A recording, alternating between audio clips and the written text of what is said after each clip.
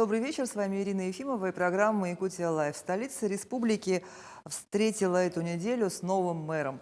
По результатам трехдневного голосования победу одержал Евгений Григорьев, исполнявший с января 2021 года обязанности градоначальника, а до этого занимавший пост заместителя мэра по развитию территории. И сегодня Евгений Николаевич в нашей студии ответит на мои и ваши вопросы. Добрый вечер, Евгений Николаевич. Добрый вечер, Ирина. Спасибо, что пришли. Поздравляю вас с победой. Спасибо. А когда впервые пришло осознание, что вот вы победили на выборах? Сразу как результаты объявили или вы переспали с этой победой, с этой мыслью? Ну, наверное, пришло уже часам 12, когда уже большая часть была проработана результатов с участковых избирательных комиссий. И стало понимание, что есть критический отрыв, который уже не получится догнать. Я напоминаю, что мы работаем в прямом эфире.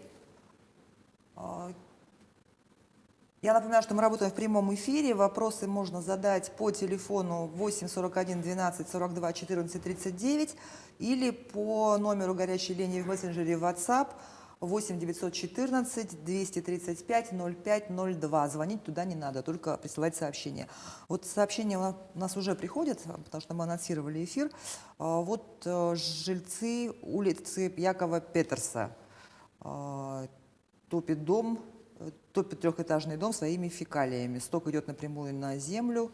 Соседние дома от этого искорежило. Вот такая проблема. Да, эта проблема не сегодня известна. Уезжали сегодня специалисты туда с ЭГХ. Труба была бесхозная, они ее сейчас возьмут на эксплуатацию, отремонтируют. И по вопросам компенсации нужно уже в правовом поле общаться. Я думаю, мы поможем людям. Вы говорили, наказы горожан войдут в основу моей дальнейшей работы. Вот какие новые задачи появились по результатам? Ну, смотрите, наказов вообще было тысячи, больше тысячи и тысячи было их. Мы сейчас их аккумулируем совместно с Общественной палатой города Якутска и с штабом, который был у меня. Мы это все возьмем в основу, систематизируем и будем, исходя из этого, уже включать в протоколы поручений главы города Якутска для работы в течение ближайших 5 лет. Главный посыл вашей избирательной кампании звучал так: политику в сторону, все для людей. А вот как возможно выборы без политики? Ну, смотрите, здесь очевидно то, что глава города Якутска должен заниматься более вещами, которые понятны и видны людям. Это наши дороги, наше благоустройство, школы, детские сады, все то, чего мы касаемся ежедневной жизни. Вот я буду отвечать за это, я не буду отвечать и не хочу заниматься вещами, которые будут говорить с высоких трибун и указывать, кому как правильно жить. Я буду заниматься нашим общим бытом и домом. И у нас есть звонок. Алло, здравствуйте, вы в прямом эфире. Здравствуйте, задавайте ваш вопрос. Так, ну, видимо, сорвался звонок, прямой эфир. Многие горожане наблюдали за дебатами. В этот раз было как никогда много дебатов. Как вы считаете, насколько они повлияли на исход голосования? Я думаю, каждый из смотревших дебаты делал свои выводы. Могу сказать, что для меня лично дебаты прошедшие были незабываемым опытом. Сама атмосфера дебатов это носит соревновательный характер, и это всегда интересно. Плюс на дебатах были озвучены друг другу хорошие вопросы, исходя из которых, наверное, каждый задумался в плане корректировки своих дальнейших планах работы, ну и программ, возможно. Для меня дебаты были хорошим опытом. Надеюсь, что зрителям понравился уровень подготовки всех кандидатов на должность главы города Якутска. И мне говорят, что звонок на линии. Алло. Здравствуйте. Здравствуйте, задавайте ваш вопрос. Во-первых, поздравляем нашего мэра с победой. Спасибо.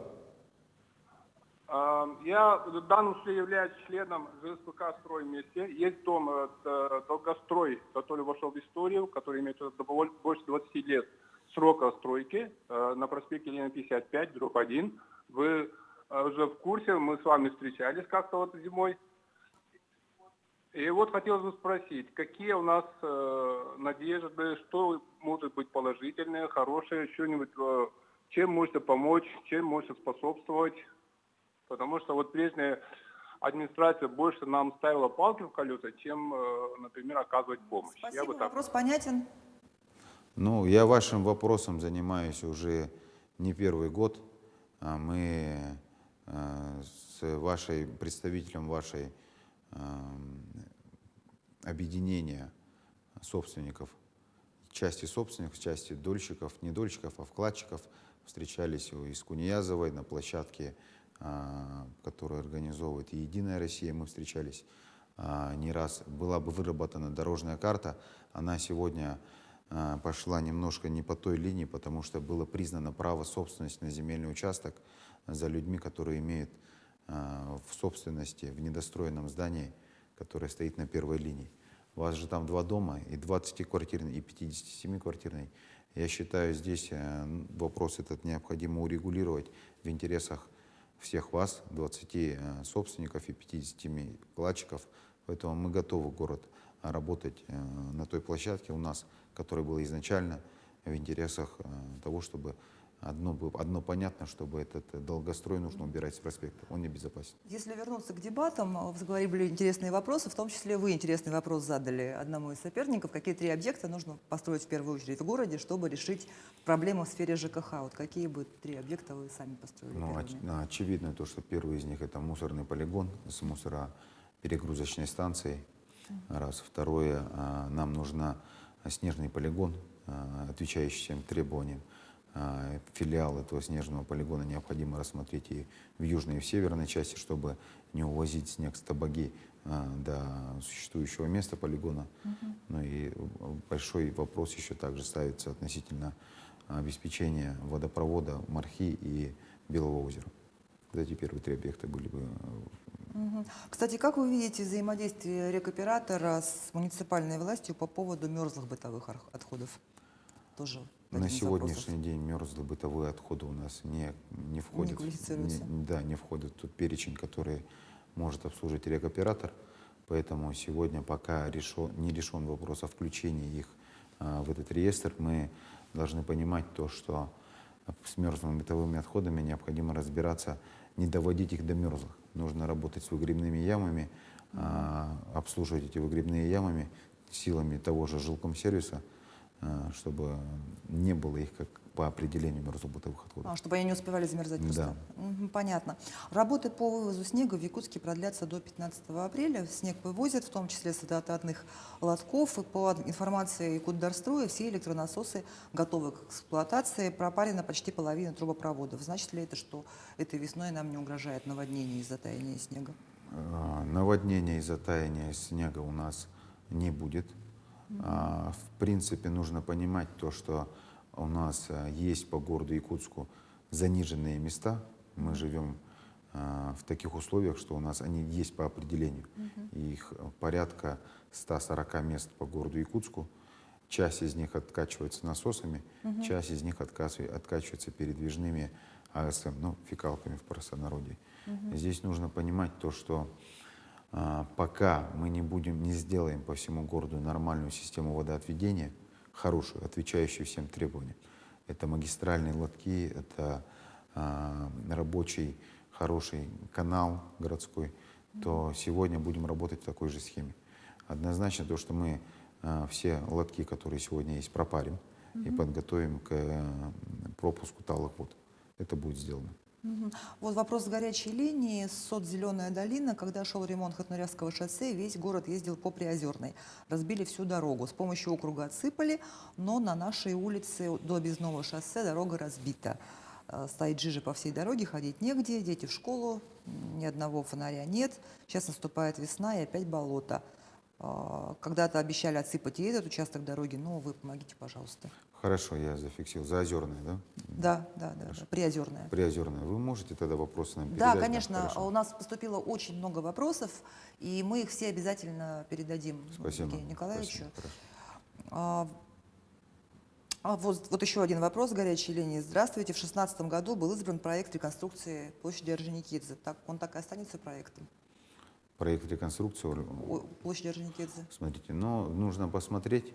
16-й год как минимум уже действия, наверное, в зависимости от когда была пройдена экспертиза, уже актуализировать необходимо. Соответственно, необходимо актуализировать и проект. Я сам с проектом не ознакомлен. Я не ознакомлен с теми перечнем работ, которые были включены. Нужно смотреть. Несмотря фактуру, ответить не могу. Вы в своей предвыборной кампании предлагали высаживать не менее 1 миллиона цветов и 15 тысяч деревьев, саженцев. Вот скоро начнется сезон, уже этой весной начнутся работы? Конечно, по озеленению, смотрите, что я сегодня провел совещание, на котором поставил задачу подготовить стратегию города Якутска по озеленению. Слово «стратегия» необходимо, потому что заниматься крупномерами, деревьями, необходимо с заделом на 10 лет вперед. Мы должны себе поставить конкретные цели, сколько деревьев у нас будет высажено, сколько приживется в течение 10 лет в цифрах. Мало того, что высадить дерево, нужно его заботиться о нем, чтобы оно прижилось и уже окрепло. Поэтому в ближайшее время мы выработаем эту стратегию, определим, по сколько деревьев и где и в каких работах мы будем высаживать. И сегодня подготовим механизм, каким образом будут обеспечиваться субсидии или нашему предприятию, или мы будем выходить на торги, но работы должны быть по факту приживаемости деревьев.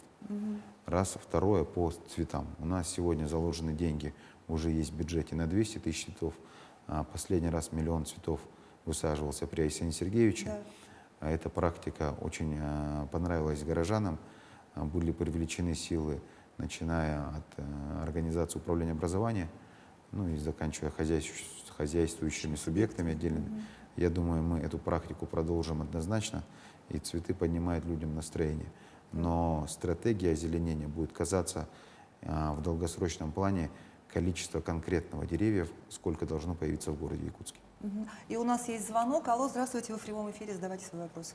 Алло, здравствуйте. Вот у меня вопрос насчет 7-й подзоны перед аэродромной территорией.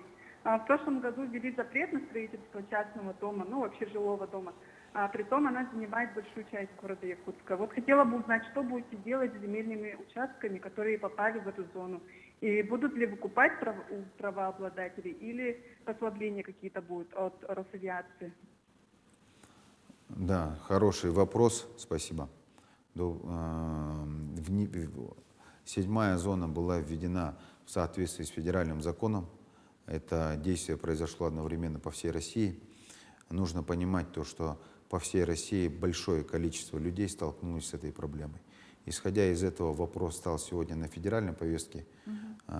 Вице-премьер Российской Федерации Марат Шахерзянович Хуснуллин работает над этим вопросом. Я думаю, в ближайшее время будут внесены корректировки в законодательство относительно обременений, которые накладываются на земельные участки. Очевидно то, что сегодняшний расклад, по которому большая часть территории, очень большая часть территории города Якутска попадает под 7-ю шумовую подзону, оно невозможно в этих условиях говорить о развитии строительства и о реализации прав граждан, которые имеют там земельные участки. Я думаю, в ближайшее время будут корректировки. Практически все автомобилисты уже разморозили свои машины, и в Якутске начались традиционные пробки. Вы говорили, что необходимо увеличивать пропускную способность дорог. Вот как это будет происходить, на каких улицах? Нужно в какие сроки примерно? Да, нужно понимать то, что у нас проблемы на дорогах связаны с 2 основными факторами. Первый фактор – это большое количество автомобилей. У нас действительно по уровню автомобилизации город Якутск один из лидеров, не только по Дальнему Востоку, но и в целом по стране. По количеству автомобилей на семью? Да. Второй момент – это улично-дорожная сеть сама в принципе, ее элементы. В тех местах, где есть возможность расширения улиц, мы это делаем. Сегодня у нас начаты работы по 2 выездным магистралям проектирования север и юг. Это Можайского, с рынка Белое озеро до местности Усть-Хатын. И в южном направлении мы будем Покровский тракт расширять в связи с строительством мостового перехода. Также у нас есть работы, которые мы ежегодно проводим по тому, как убираем перекрестки, светофорные объекты и вводим круговые.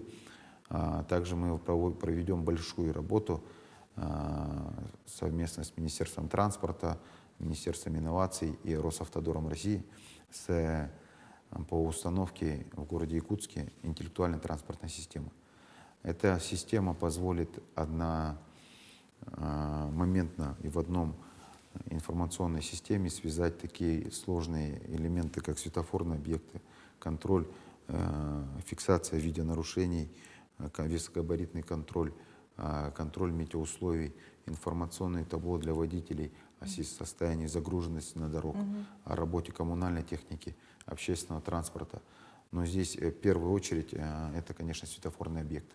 Все светофорные объекты будут объединены в одну сеть, что позволит регулировать их работу в зависимости от загруженности того или иного участка в какое-то время суток. По нашим подсчетам, это сократит время, по которому можно будет проехать по городу в час пик до 25%. Это уже выигранная работа, мы выиграли конкурс, нам будут выделяться федеральные деньги в размере 400 миллионов рублей на интеллектуальную транспортную систему. Что касается граждан, которые пользуются общественным транспортом, вы хотите организовать удобную схему движения автобусных маршрутов во все районы города. Какие направления появятся и какой там будет пассажиропоток? Да, по общественному транспорту у нас в принципе назрела реформа. У нас сегодня действующий автобусный парк, во-первых, устарел морально и физически. Во-вторых, те маршруты, которые сегодня ездят по городу, они не охватывают всю географию города. Новые районы появились там и так далее. Новые центры притяжения, новые районы, что требует корректировки. Поэтому мы рассматриваем возможность скорейшего перехода города Якутска на бруттоконтракт.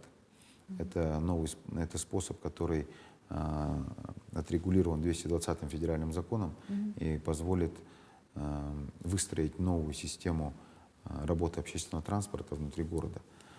Я думаю, в ближайшее время мы проведем совещание с профильным министерством, с нашими перевозчиками, со структурами окружной администрации и выработаем конкретную дорожную карту по переходу на новую систему. Безусловно, это долгий, трудоемкий и капиталоемкий процесс, поэтому здесь необходима вовлеченность и поддержка правительства республики в интересах развития общественного транспорта в городе Якутске. И у нас есть звонок. Алло, здравствуйте, вы в прямом эфире. Так, звонок. Алло. Здравствуйте, Алло. задавайте ваш вопрос. Так, здравствуйте. Здравствуйте. Михаил Николаевич Тихонов, город Якутск. Это когда будет на 203 микрорайоне, вокруг 203 микрорайона, когда будет ходить автобус. Особенно со стороны Хабарова. Спасибо. Так, по 203 микрорайону у нас для того, чтобы обеспечить передвижение общественного транспорта по кругу, необходимо сделать улицу Василия Ефимова. У нас сегодня улица Ефимова у нас находится на стадии проектирования. По результату проведенных работ по проектам мы должны будем пройти государственную экспертизу, после чего мы планируем его в 2022 году построить. Это будет новое строительство. Как только будет построена дорога, то 203 микрорайон будет по кругу закольцован дорогой, отвечающим требованиям безопасности движения, что позволит запустить там маршрут. 2022 год. Вот еще один вопрос на горячую линию, тоже по автобусам. От жителей 16-го квартала очень давно интересует вопрос, почему по улице Жавнецкого ходят только два маршрута, 2-й и 41-й. Зимой переполнены, в квартале проживают учителя, врачи, большая проблема добраться до рабочего городка. Коллективное заявление списали 2 раза, собирали подписи. Ну вот это тот же вопрос, который касается самого подхода, по которому формировались маршруты.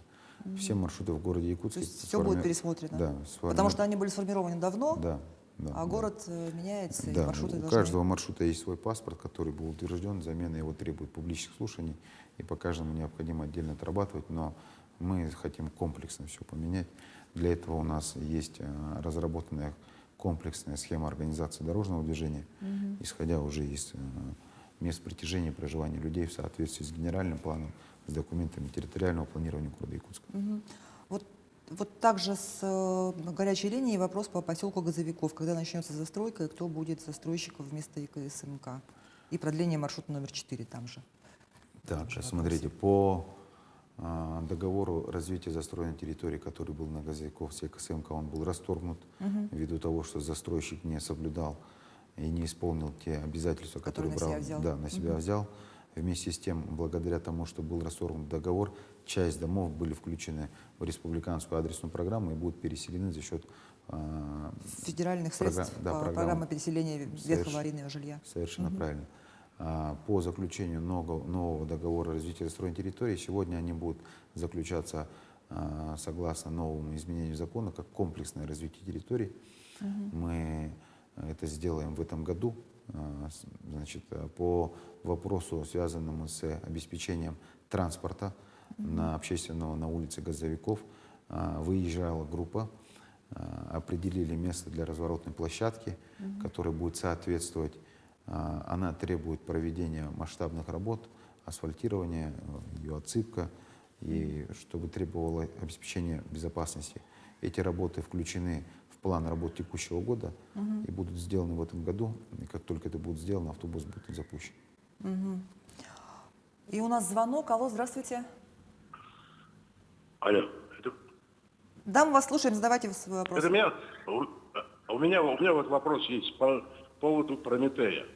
Есть Прометей, да, есть там дорога, работают там 3 маршрута, а дорогу никто не хочет делать. Я вам вопрос задавал 2 года назад. Вы обещали решить этот вопрос. До сих пор вопрос не решен. Говорят, вы ответили, что частная дорога.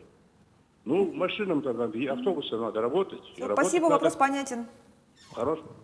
По Прометею имеется в виду вопрос выездной на Чернышевского, наверное, спрашивают. Да, там действительно проблема по Прометею в том, что внутриквартальный проезд, он не является дорогой в принципе.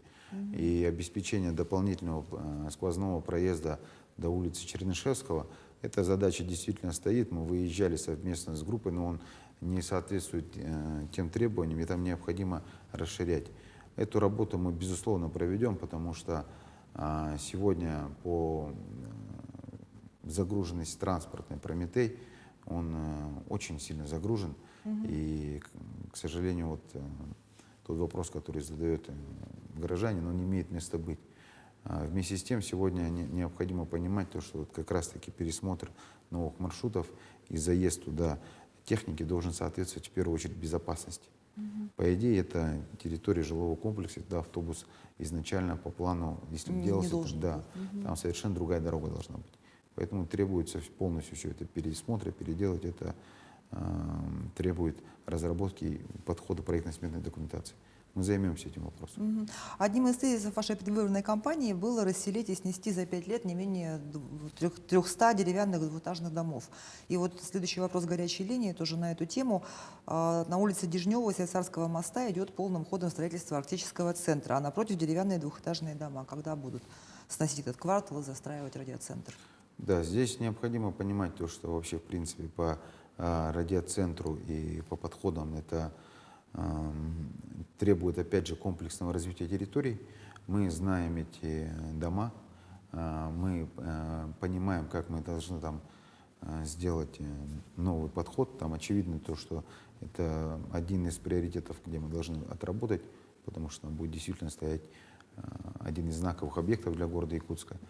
Я думаю, мы вместе с адресной программой республиканской и комплексным развитием территорий в одну из первых очередей зайдем туда по застройке, потому что, в принципе, там все коммуникации есть, по большому счету, район развитой инфраструктуры, плюс большие объекты рядом, и там нужно сносить их.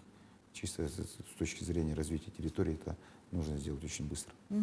Вот еще у нас звонок. Алло, здравствуйте, мы вас слушаем. Здравствуйте. Задавайте свой вопрос. Ага, у меня такой вопрос. Я живу на Песчаной в частном доме.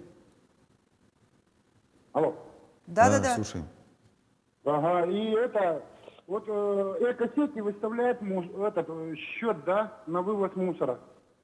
А практически они сказали, в субботу будут забирать, и я оставляю, но никто не забирает, и поэтому самому приходится вывозить.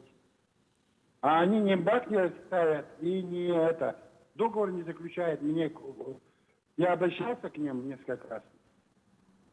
Как, что делать? Они еще говорят, угрожают там. Адрес какой у вас? Песчаная 41. Спасибо. Хорошо, мы зафиксируем сейчас ваш вопрос. По вопросам, связанным с региональным оператором и обслуживанием его частного дома, есть множество обращений, которые я встречал от жителей города Якутска на встречах в ходе предвыборной кампании, связанных с выставлением счетов по договорам оферты, но и не за оказанные услуги. Поэтому здесь нужно разобраться. Я обещал, что разберусь с этим вопросом и начну на этой неделе разбираться с этим вопросом относительно обслуживания частного сектора. Вот сложный вопрос горячей линии по муниципальному жилью. Светлана Ивановна, пенсионерка, всю жизнь проработала, внук астматик, дом, в котором живем, весь покрыт плесенью, комнату не приватизировали, она муниципальная. Как-то можем ли мы претендовать на аренду муниципальной квартиры? На аренду? Да, муниципальная Здесь квартира. нужно, вот вы нам передайте этот вопрос, потому что вопрос касательно нанимателей. В общежитии Да, они живут? необходимо смотреть с документами, необходимо смотреть полностью с документами. Сейчас без документов сказать очень сложно. Вместе со специалистами ДЖО мы посмотрим, обязательно выйдем на человека. А когда вас назначили исполняющим обязанности мэра, число подписчиков в Инстаграме у вас сразу резко выросло до 11 тысяч, сейчас их уже около 18 тысяч за время избирательной кампании. И когда в прошлый раз вы были здесь, в этой студии, говорили, что открыто для горожан, и они могут к вам обращаться в соцсетях. Вот вы продолжите такой стиль общения? Или Да, всё? да, нам нужно обращаться. Единственное, я прошу писать в комментариях, а не в директе, потому что директ поступает тысячи сообщений. Не хватает времени. Прошу писать на электронную почту официальную и писать на комментариями под постами. Это будет гораздо эффективнее для вас, потому что в директ входить в переписку, это не хватит всего времени. Очень много сообщений. Пользуясь случаем, хочу передать огромные слова благодарности всем тем людям, которые пишут слова поддержки в директ. В силу загруженности и большого количества не успеваю ответить. И прошу прощения у тех, у кого пока еще не отвеченными остаются сообщения в директ. По мере возможности пытаюсь отвечать. Спасибо. У нас есть звонок. Алло, здравствуйте, задавайте свой вопрос. Алло, Да, мы вас слушаем. добрый вечер. Здравствуйте. Проспект Ленина 7 и 5. Это педучилище и жилой дом. Здесь проходит дорога, на которой очень интенсивное движение. Буквально машины стоят прямо под окном, и мы, жители, вынуждены ходить по дороге. Я сама лично 2 раза чуть под машину не попала. Значит, хотелось бы, чтобы вот эту дорогу закрыли, потому что у нас сквозная дорога идет через арку, через Ленина 9. Под окном стоят машины. Даже невозможно окно открыть, а летом это особенно. У нас превратился дом в стоянку. Вокруг стоят машины. Все, спасибо. В 2 ряда. Спасибо, вопрос понятен. Да, мы рассмотрим ваше предложение, как это можно сделать в рамках реконструкции проспекта.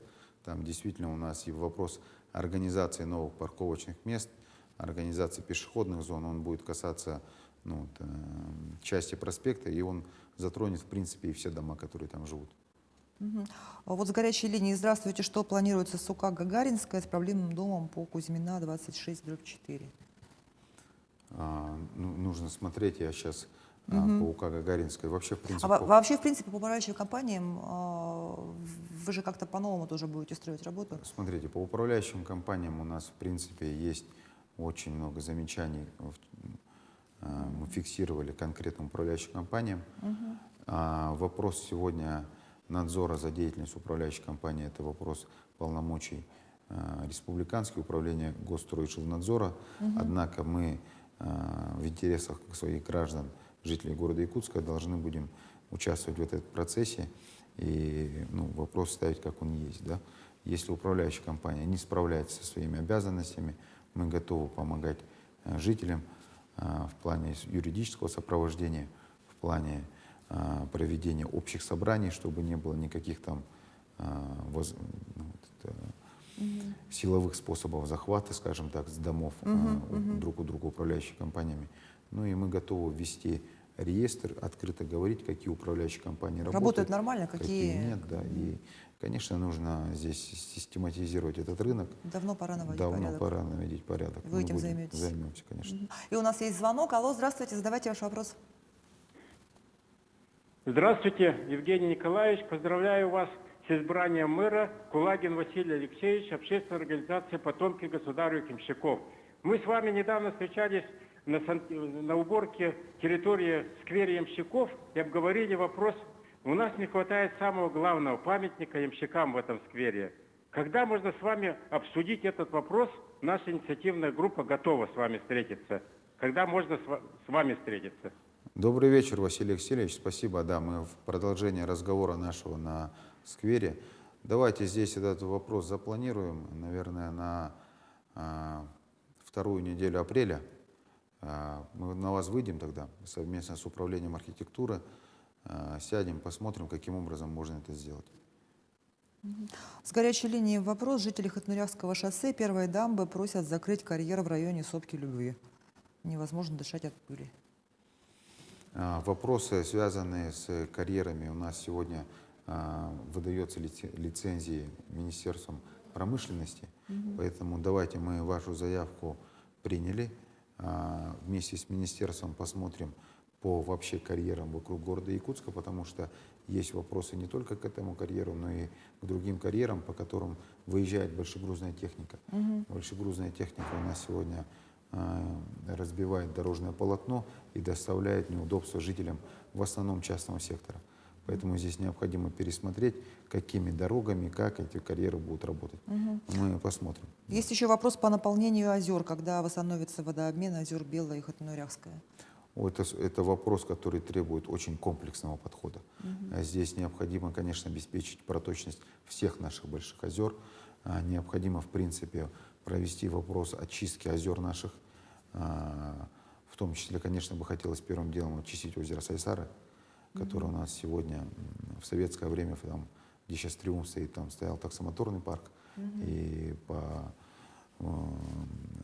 общению с экологами мне стало ясно, что там необходимо провести полномасштабные очистные работы. Поэтому здесь вопрос обеспечения проточности – это очень комплексный вопрос, который необходимо проводить совместно с правительством республики. Я думаю, этот вопрос должен быть включен в рамках указа, который готовится нашим Илдарханом по развитию социально-экономического города Якутска. Проточность наших озер, городской канал – это база, на которой должно быть сделано водоотведение города Якутска. Ну что ж, время нашей программы уже подходит к концу. Все вопросы, которые прислали на горячей линии, мы обязательно передадим нашему гостю. Спасибо, Евгений Николаевич, что нашли время, приняли участие Спасибо. в нашем эфире. Всего Ответили. доброго. До свидания.